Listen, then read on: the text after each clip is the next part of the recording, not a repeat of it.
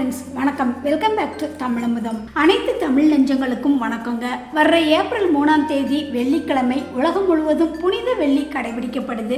பொதுவாக இது கிறிஸ்துவ நண்பர்களோட முக்கிய நாள் அப்படின்னாலும் ஒரு இந்துவா நாம இந்த நாளில் என்ன செய்யணும், இந்த நாளோட நட்சத்திரம் என்ன, இதோட ஆன்மீக முக்கியத்துவம் என்ன அப்படின்னு இன்னைக்கு பார்க்கலாங்க. வர்ற 2026 ஏப்ரல் 3ஆம் தேதி தான் புனித வெள்ளி வருது. அன்னைக்கு நட்சத்திரம் என்ன அப்படின்னு பார்த்தீங்கன்னா சித்திரை நட்சத்திரம் வருதுங்க. சித்திரை நட்சத்திரம் அப்படிங்கிறது செவ்வாய் பகவானுக்கு உகந்த நட்சத்திரம். அன்னைக்கு நாள் முழுக்க சித்திரை நட்சத்திரம் இருக்கிறது ஒரு விசேஷமான விஷயங்க. நிறைய பேர் கேட்குறீங்க, புனித வெள்ளி அன்னைக்கு நாம என்ன செய்யணும் அப்படின்னு.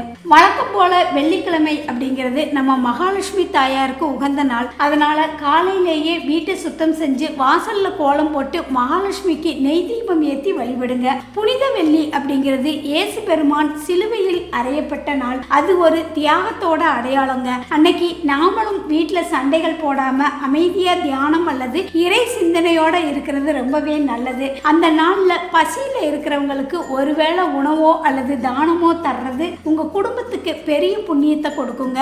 தெய்வங்கள் வேற வேறையா இருந்தாலும் அன்பே சிவம் அப்படிங்கிற தத்துவப்படி தர்மம் செய்யறது தான் எல்லா மதத்தோட சாரமும் கூட.